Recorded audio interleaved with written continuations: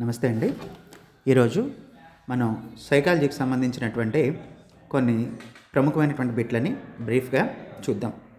So ప్రశ్న తర్వాత దాని యొక్క జవాబు కొద్ది సెకండ్ల తర్వాత ఇవ్వడం జరుగుతుంది. ముందు ఆ ప్రశ్నకి ఆన్సర్ ఇవ్వడానికి ప్రయత్నించండి, లేకపోతే దాని ఆన్సర్ మీకు కొద్దిసేపట్లో డిస్ప్లే వస్తుంది. మొదలు పెడదాం. ఇవి చాలా ఇంపార్టెంట్ అండి, తప్పకుండా వీటి నుంచి కొన్ని ప్రశ్నలు వచ్చే అవకాశం ఉన్నది. Good luck. సైకాలజీ అనే పదానికి గ్రీకు మూల పదాలు ఏవి? జవాబు సైకి మరియు లాగస్. రెండవ ప్రశ్న, పెడగాజీ అనే పదానికి గ్రీకు మూలం ఏంటి? జవాబు సైస్ అండ్ అగగాస్ అనే రెండు పదాలు. నిమోనిక్స్ అనే పదానికి గ్రీకు పదం మూలం ఏంటి మరియు దాని అర్థం ఏంటి? దీని జవాబు నిమోనికోస్ అంటే స్మృతికి సంబంధించినది అని అర్థం. ఆటిజం పదానికి గ్రీకు మూల పదం మరియు దాని అర్థం? ఆటోస్ అంటే తనలో తాను. పియాజే ప్రకారం ప్రపంచం తన చుట్టూనే తాను తిరుగుతుందని పిల్లలు అనుకోవడాన్ని ఏమంటారు? దీని జవాబు అహం కేంద్రీకృత పద్ధతి. కంటికి కనపడకపోయినా వస్తువు ఉనికిలో ఉంటుందని తెలుసుకోవడాన్ని ఏ భావన అని అంటారు? దీని జవాబు వస్తు స్థిరత్వ భావన లేక ఆబ్జెక్ట్ పర్మనెన్స్. నెక్స్ట్, అభ్యసన వక్రరేఖలో ప్రగతి తాత్కాలికంగా ఆగిపోయే దశని ఏమంటారు? దీనికి జవాబు పీఠభూమి దశ, ప్లాట్యూ, స్టేట్ ఆఫ్ ప్లాట్యూ అని అంటారు. మెదడులో ఏర్పడే స్మృతి చిహ్నాలను ఏమని పిలుస్తారు? స్మృతి విస్మృతిలో మీకు వస్తుంది ఇది. దీని ఆన్సరు ఎన్గ్రామ్. స్మృతి మరియు విస్మృతిని కొలిచేందుకు ఉపయోగించే పరికరం ఏది? జవాబు టాకిస్టోస్కోప్. నెక్స్ట్, జంతువులలో ధారణను కొలిచేందుకు హంటర్ రూపొందించిన పరికరం ఏంటి? హంటర్ విలంబిత ప్రతిచర్య పరికరం, డిలేడ్ రిఫ్లెక్స్ ఎక్సెట్. ఒక ఉద్దీపన చూసినప్పుడు పాత భావోద్వేగ స్మృతులు గుర్తుకు రావడాన్ని ఏమంటారు? దీని జవాబు రెడింటిగ్రేటివ్ మెమొరీ. విబ్గ్యోర్ వంటి వాటిని గుర్తుంచుకోవడానికి సహాయపడే పద్ధతుల్ని ఏమంటారు? విబ్గ్యోర్. నిమోనిక్స్ మొదట్లో వచ్చింది నిమోనిక్స్. కేవలం 1-2 సెకండ్ల పాటు మాత్రమే ఉండే స్మృతి ఏది? అతి తక్కువ కాలం ఉండే స్మృతి ఏది అని అడుగుతున్నారు. ఇంద్రియ చాలక స్మృతి, సెన్సరీ మోటార్ మెమరీ. సుమారు 20-30 సెకండ్ల వరకు ఉండే స్మృతిని ఏమంటారు? 20-30. స్వల్పకాలిక స్మృతి, షార్ట్ టర్మ్ మెమరీ, ఎస్టీఎం అంటారు దీన్ని. జీవితాంతం ఉండే స్మృతి ఏది? దీని ఆన్సరు దీర్ఘకాలిక స్మృతి. మీకు గుర్తుండే ఉంటుంది, ఎప్పుడైనా మెమరీ లాస్ అనేది జరిగినప్పుడు ఎస్టీఎంఎస్ఏ జరుగుతుంది, షార్ట్ టైమ్ మెమరీ లాసే ఎక్కువ జరుగుతుంది, మీ అందరికీ తెలిసినటువంటిది. నెక్స్ట్, ప్రస్తుతం చూస్తున్న దృశ్యం గతంలో ఎప్పుడో చూసినట్లు అనిపించడాన్ని ఏమంటారు? ఇది ఒక ఫ్రెంచ్ పదం. దీనికి క్లూ ఏంటంటే ఒక ఫ్రెంచ్ పదం ఉంటుంది, ఆలోచించండి. దీని జవాబు డేజావు. దీని జవాబు ఏంటి? డేజావు. రైట్, చూసినట్టు అనిపించడం, దృష్టి భ్రమ. పూర్తయిన పనుల కంటే ఎక్కువ గుర్తుండడానికి కారణమైనటువంటి ప్రభావం ఏంటి? ఇది ఒక మహిళా శాస్త్రవేత్త పేరు మీద ఉంటుంది, మీరు గమనించవచ్చు. ఆన్సర్ జిగార్నిక్ ప్రభావం. దీని ఆన్సర్ ఏంటమ్మా? జిగార్నిక్ ప్రభావం. రైట్, ఒక సమూహంలో భిన్నమైన అంశం బాగా గుర్తుండడానికి కారణమయ్యే ప్రభావం ఏది? అన్నిట్లోని డిఫరెంట్గా ఉండే విషయాన్ని మనం ఎక్కువ గుర్తుంచుకుంటాం. దీన్ని ఏమంటారు? వాన్ రెస్టార్ఫ్ ప్రభావము అంటారు. దీని మీద ప్రయోగం చేసిన వాడు వాన్ రెస్టార్ఫ్ కావడంతో ఆయన పేరు మీద వాన్ రెస్టార్ఫ్ ఎఫెక్ట్ అని పెట్టడం జరిగింది.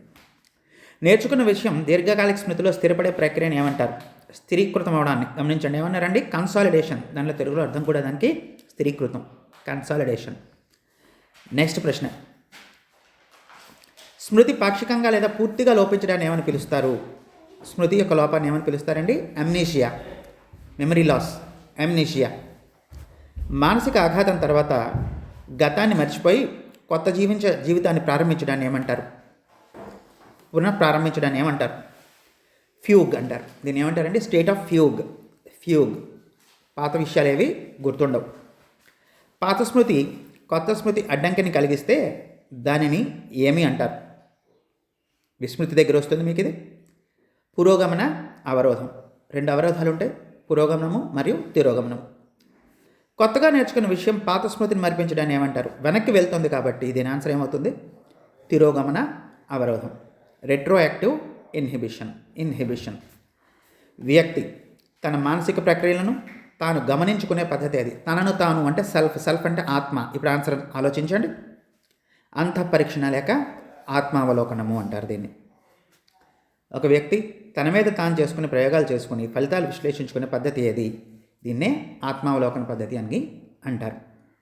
ఒక జాబితాలో మొదటి అంశాలు బాగా గుర్తుండడాన్ని ఏ ప్రభావము అంటారు? అంటే ఏదైనా ప్రారంభమైనప్పుడు విషయం స్టార్టింగ్లో చెప్పిన గుర్తుంటే తర్వాత మనం వాటిని మర్చిపోవడం మొదలు పెడతాం. దీన్ని ఏమంటారు? దీని ఆన్సర్ ఏంటంటే ప్రైమసీ ఎఫెక్ట్. ప్రైమా అంటే మొదటి, ప్రైమా అంటే గ్రీక్లో మొదటి. So primacy effect మొదటివి.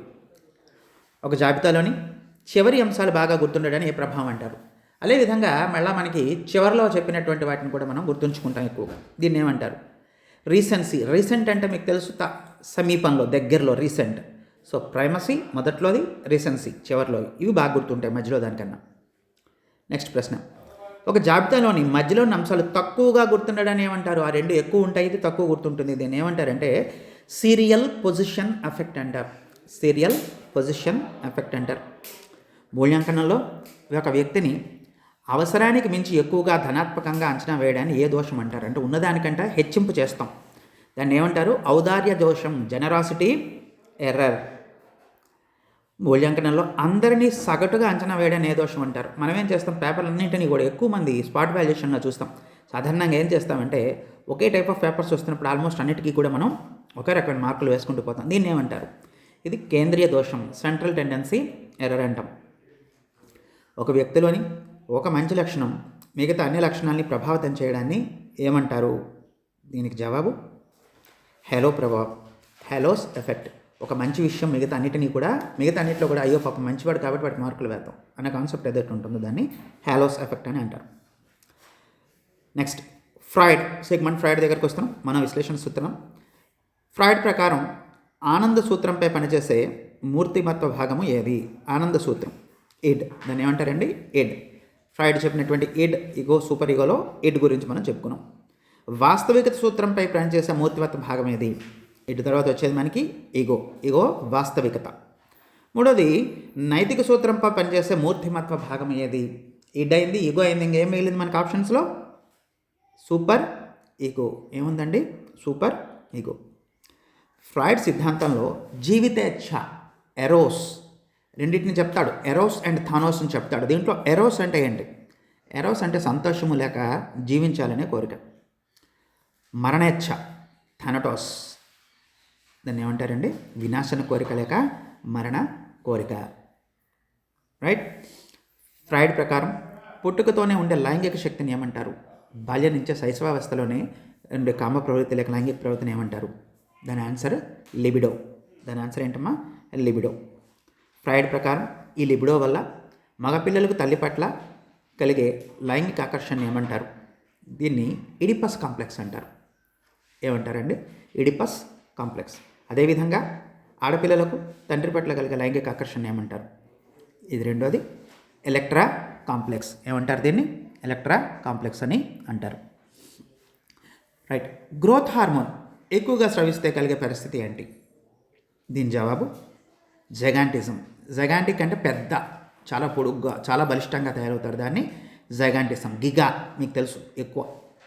Growth hormone లోపం వల్ల కలిగేది ఏమవుతుంది? లోపం వల్ల ఏమవుతారు? అండర్ డెవలప్డ్ పిల్లలు ఉంటారు. దీన్ని ఏమంటారంటే డ్వార్ఫిజం. డ్వార్ఫ్ అంటే మరగొజ్జు అంటారు.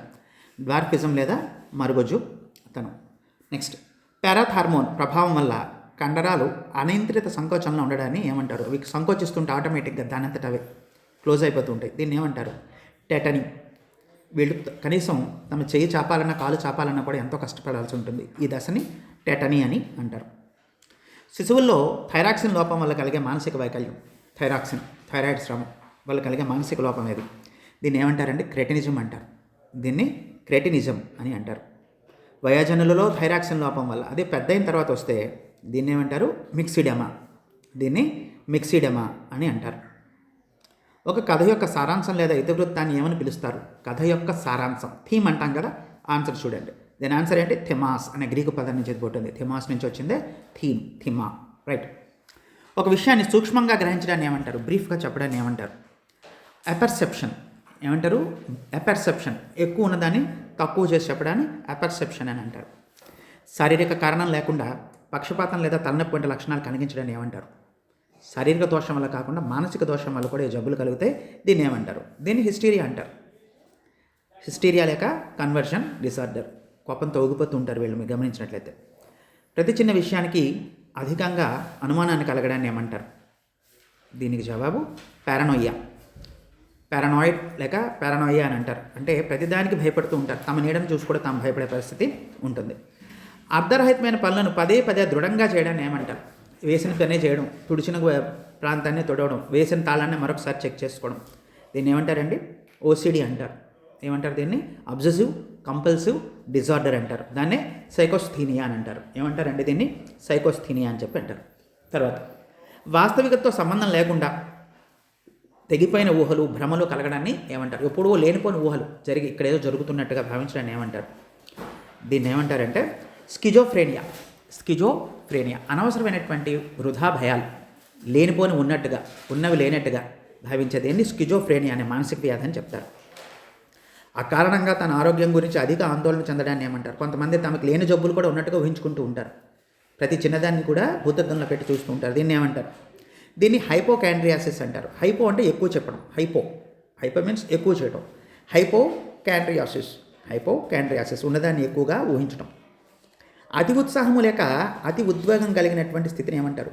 ఓవర్గా, హైపర్గా పనిచేయడాన్ని ఏమంటారు? హైపర్ నుంచి వచ్చింది ఇది హైపోమేనియా. ఏమంటారండి? హైపోమేనియా. ఎంఎంపిఐ స్కేల్లో పురుషత్వం, స్త్రీత్వం, అభిరుచిని కొలిసేది చదువుకోండి. పురుషత్వము లేక స్త్రీత్వం యొక్క అభిరుచిని కొలిసేది ఏది? దీని ఆన్సర్ మెస్కులినిటీ, ఫెమిలినిటీ స్కేల్. మెస్కులైన్ మీన్స్ మగవారు, ఫెమినినిటీ మీన్స్ లేడీస్, రెండిటి యొక్క స్కేల్. సమాజ వ్యతిరేక ఆలోచనలు కొలిచే ఎంఎంపిఐ స్కేల్ ఏది? MMPI scale. Psychopathic deviation scale. Psychopath అంటారు, సమాజానికి వ్యతిరేకంగా పనిచేస్తుంటారు వీళ్ళు.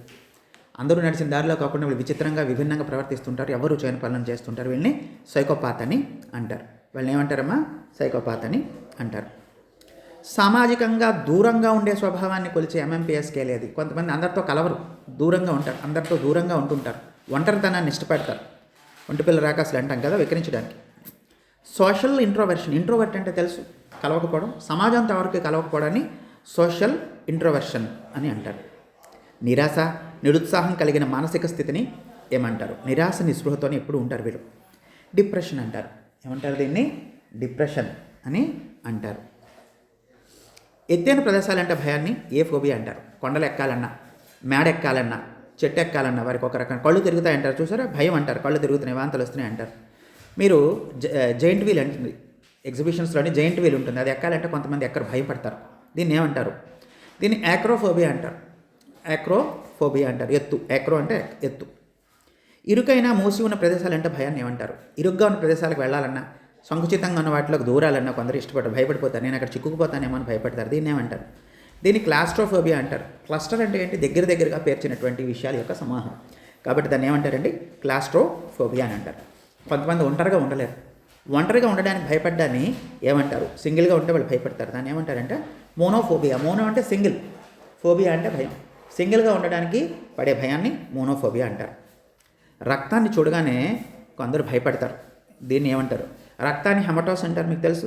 కాబట్టి హెమోఫోబియా. హిమో అంటే తెలుసు కదా, హిమోగ్లోబిన్ ఉంటుంది. హిమోగ్లోబిన్ ఉండడం వల్ల బ్లడ్ రెడ్గా ఉంటుంది. హిమోస్ అంటే ఇనుము, మీకు తెలుసు. రక్త కణాలు ఐరన్తో తయారవుతాయి, అందుకే ఐరన్ డెఫిషియన్సీ ఉన్నట్లయితే బ్లడ్ తగ్గుతుంటుంది. ఇది మనందరికీ తెలిసినటువంటిదే. సో హిమోఫోబియా. నెక్స్ట్, నీటి భయాన్ని ఏ ఫోబియాగా పిలుస్తారు? నీరంటే భయం ఉంటుంది, నీరంటే హైడ్రో అంటారు. హైడ్రో అంటే కాబట్టి ఊహించుకున్నట్టయితే ఫోబియా అంటే భయం, హైడ్రోఫోబియా. హైడ్రోఫోబియా అనే జబ్బు ర్యాబిస్ వ్యాధి వల్ల వస్తుంది. కుక్క కరిస్తే వాళ్ళకి కుక్కకు ఉండే లక్షణాలు వస్తాయని చెప్తారు కదా, దాంట్లో నీరంటే భయపడతారు. స్నానం చేయడానికి మీరు గమనించినట్లయితే కుక్కలు నీటికి భయపడతాయి, స్నానం చేయడానికి నీళ్ళు కానీ చలిస్తే భయపడతాయి. సో అదే జబ్బు మనకు కూడా వస్తుందన్నమాట. దీన్ని హైడ్రోఫోబియా అని కూడా అంటారు. జంతువుల పట్ల ఉండే భయాన్ని ఏమంటారు? కొందరికి జంతువులు అంటే చిన్న బొద్దింకి వచ్చినా భయపడతారు, దోమ వచ్చినా, ఏగొచ్చినా, కందిరీగొచ్చినా, చిన్న ఎలకను చూసి కూడా గట్టిగా అరుస్తుంటారు, భయపడుతుంటారు. దీన్ని ఏమంటారు? దీన్ని జూఫోబియా అంటారు. జూఓ అంటే జంతువులు, జువాలజీ జంతు శాస్త్రం, జూఫోబియా అని అంటారు. కొంతమందికి విమాన ప్రయాణం అంటే భయం ఉంటుంది, దీన్ని ఏమంటారు? విమాన ప్రయాణం అంటే ఏరోఫోబియా, గాల్లోకి ఎగరడం వల్ల కూలిపోయినట్టుగా పడిపోతామేమో అని భయపడతారు, దాన్ని ఏరోఫోబియా అని అంటారు. మాటలను అర్థం చేసుకోవడంలో మరియు వ్యక్తపరచడంలో అసమర్థతను ఏమంటారు? ఏమైనా చెప్తే ఒక అంతటి అర్థం కాదు, ఒక పాఠాన్ని వాళ్ళకి 2-3 సార్లు చెప్తే కానీ ఎక్కదు. అలాగే ఏదైనా చెప్పాలన్నా సరే వాళ్ళు చెప్పింది ఒక నిమిషం కొంతసేపు పాటు అర్థం కాదు. ఈ అసమర్థతను ఏమంటారు? దీన్ని డిస్ఫేజియా అంటారు. ఏమంటారంటే డిస్ఫేజియా. మీరు చదువుకుంటారు వీటి గురించి. అది అంటే అభ్యసన సంబంధించిన లోపాల్లో వస్తుంది. భాషను గ్రహించలేకపోవడం మరియు వాడలేకపోవడం ఏమంటారు? భాషని ఎఫేసియా అంటారు. అసలు పూర్తిగా చేసుకుంటారంటండి ఎఫేసియా. అంటే పూర్తిగా చేయలేకపోవడం, డిస్ అంటే కొంత చేయడాన్ని డిస్ అంటారు. మొత్తం చేయలేకపోతే ఏతో స్టార్ట్ అవుతుంది, గమనించండి. చదవడంలో లోపాన్ని అంటే తప్పులతో చదువుతారు, దీన్ని ఏమంటారు? డిస్లెక్సియా అంటారు. లెక్సియా అంటే చదువు అక్షరాలు ఉన్నట్టు వస్తుంది. అస్సలు చదవలేకపోవడం కంటే వస్తుంది, గమనించండి. ముద్రిత భాషను అస్సలు చదవలేనటువంటి అసమర్థతను ఏమంటారు? ఎలెక్సియా అంటారు. రాయడంలో లోపాన్ని ఏమంటారు? రాయడాన్ని ఏమంటారు? గ్రఫీ అంటారు, గ్రాఫిక్స్ అంటారు. కాబట్టి లోపం డిస్ కలుస్తుంది, గ్రాఫ్ కలుస్తుంది, డిస్గ్రఫియా ఏమవుతుంది? ఇది డిస్గ్రఫియా. ఇప్పుడు రాయడంలో పూర్తి అసమర్థత వచ్చింది కదా, కాబట్టి ఇక్కడ కూడా ఏం పెడతారమ్మా? గ్రాఫియా. అదేవిధంగా సంఖ్యలు గణనలలో ఉండే అసమర్థతను ఏమంటారు? కొంత లెక్కలు చేయడానికి ప్రాబ్లం అవుతుంది, తప్పులు చేస్తారు, దీన్ని ఏమంటారు? లెక్కలు చేయడానికి, గణించడానికి క్యాలిక్యులస్ అంటారు, క్యాలిక్యులియా. క్యాలిక్యులియా. దాన్ని ఎలా గుర్తుంచుకుంటాం? క్యాలిక్యులియా. చలన కౌశలంలో వైకల్యాన్ని ఏమని పిలుస్తారు? కదలడం మెదడులను వచ్చే లోపాన్ని ఏమంటారు? డిస్ప్రాక్సియా. ఏమంటారండి? డిస్ప్రాక్సియా. ప్రాక్సిమిటీ మీన్స్ ఇటు దగ్గర, సమీపంలో కదలాడలేకపోవడాన్ని డిస్ప్రాక్సియా అని అంటారు. ఒక ప్రజ్ఞా పరీక్షలో ఏ వయసు వరకు అన్ని ప్రశ్నలకు సమాధానం ఇస్తారో ఆ వయసుని ఏమంటారు? ఇది మీ అందరికీ తెలిసిందే, బుద్ధి పరీక్షలు, ప్రజ్ఞా పరీక్షల్లో వస్తుంది. దీన్ని బేసల్ ఏజ్ అంటారు. దీన్ని ఏమంటారండి? బేస్ అంటే ఏంటి? బేసిక్, మూల ఆయు అని గుర్తుంచుకోవచ్చు. ప్రజ్ఞా పరీక్ష ద్వారా కొలిచిన మానసిక సామర్థ్యాన్ని సూచించే వయసు ఇది. అయితే దీన్ని కొలిచే వయసు ఏంటి? మానసిక వయస్సు. శారీరక వయసు వేరేగా ఉంటుంది, మానసిక వయసు వేరేగా ఉంటుంది. స్పియర్మన్ ప్రతిపాదించిన సాధారణ ప్రజ్ఞాకారకం ఏంటి? స్పియర్మన్ యొక్క సిద్ధాంతం మనకు తెలుసు. జీ ఫ్యాక్టర్, జనరల్ ఫ్యాక్టర్ అంటారు దాన్ని, జీ కారకం. నిర్దిష్ట సామర్థ్యాల్లో ఉండే కారకాలని స్పియర్మన్ ఏ పేరుతో పిలిచాడు? కారకాలు, స్పెసిఫిక్ ఫ్యాక్టర్స్. విమర్శ లేకుండా ఎక్కువ సంఖ్యలో ఆలోచనలు రాబట్టే సృజనాత్మక పద్ధతి అది. ఇవన్నీ చాలా ఇంపార్టెంట్ బిట్లు అండి. ఎప్పుడో ఒకప్పుడు ఏదో ఒక విధంగా పడినటువంటి బిట్లు, వీటన్నిటినీ కూడా మనం ఇక్కడ కూడబెట్టడం జరిగింది. ఆన్సర్ చూడండి ఒకసారి. సృజనాత్మక పద్ధతి బ్రెయిన్ స్టార్మింగ్ అంటారు. దీన్ని ఏమంటారండి? Brain storming. మేధో మంథనము అంటారు తెలుగులో. మేధో మంథనం. ఏదైనా సమస్య వచ్చినప్పుడు నలుగురు కలిసి వెంటనే మీటింగ్ పెడతారు. తుఫాన్ వచ్చింది, వెంటనే ముఖ్యమంత్రి గారు మీటింగ్ పిలుస్తారు. అందరూ పెద్ద వాళ్ళందరూ వస్తారు, వాళ్ళందరూ కూడా అప్పటికప్పుడు ఆలోచిస్తారు తీవ్రంగా. దీన్ని ఏమంటారండి? మేధో మంథనము లేక బ్రెయిన్ స్టార్మింగ్ అంటారు. ఎత్తైన ప్రదేశాలంటే భయాన్ని ఏమని పిలుస్తారు? ఆల్రెడీ వచ్చింది ఇది, యాక్రోఫోబియా. ఇరుకైన ప్రదేశాలంటే భయాన్ని ఏమని పిలుస్తారు? ఆల్రెడీ వచ్చింది ఇది కూడా, క్లాస్ట్రోఫోబియా. ఒంటరితనం వల్ల పొందే భయాన్ని ఏమంటున్నారండి? మోనోఫోబియా. రక్తాన్ని చూస్తే కలిగే భయాన్ని ఏమంటున్నాం? హిమోఫోబియా. నీటి పట్ల ఉండే భయాన్ని ఏమంటున్నాం? హైడ్రోఫోబియా. జంతువుల పట్ల ఉండే భయాన్ని ఏమని పిలుస్తాం? జూఫోబియా. విమానంలో ప్రయాణించాలంటే భయపడ్డాన్ని ఏ ఫోబియా అంటారు? ఏరోప్లేన్ కదా, ఏరోఫోబియా. మాటలను అర్థం చేసుకోవడంలో మరియు వ్యక్తపరచడంలో ఉండే ఇబ్బందిని ఏమంటారు అంటే దీన్ని డిస్ఫేసియా అని అంటారు. భాషను గ్రహించడం మరియు వాటిలో పూర్తి అసమర్థతను ఏమంటారు అంటే ఎఫేసియా అంటారు. చూసి చదవడంలో ఉండే లోపాన్ని ఏమని పిలుస్తారు? డిస్లెక్సియా. ముద్రిత భాషను ఏమాత్రం చదవలేనటువంటి స్థితిని ఏమంటారు? అలెక్సియా. రాయడంలో ఎక్కువ తప్పులు చేయడాన్ని ఏమంటారు? డిస్గ్రఫియా. రాయడంలో పూర్తి అసమర్థతను ఏమని పిలుస్తారు? ఎగ్రఫియా. సంఖ్యలను రాయడంలో, చదవడంలో మరియు లెక్కలు చేయడంలో అసమర్థతను ఏమంటారు? డిస్కాలిక్యులియా. శారీరక చలనంలో కౌశల్యాలలో వైకల్యం ఉంటే దాన్ని ఏమంటారు? డిస్ప్రాక్సియా. ప్రజ్ఞా పరీక్షలో ఏ వయసు వరకు ఉన్న అంశాలు 100% సరిగా చేస్తాడో దాన్ని ఏమంటారు? బేసల్ వయసు. ఒక ప్రజ్ఞా పరీక్ష ద్వారా నిర్ధారించబడిన మానసిక సామర్థ్య వయస్సును ఏమంటారు? మానసిక వయస్సు. స్పేర్మన్ ప్రతిపాదించిన సాధారణ ప్రజ్ఞాకారకం ఏంటి? దీని ఆన్సరు జీ ఫ్యాక్టర్. ఏమంటారమ్మా? G factor.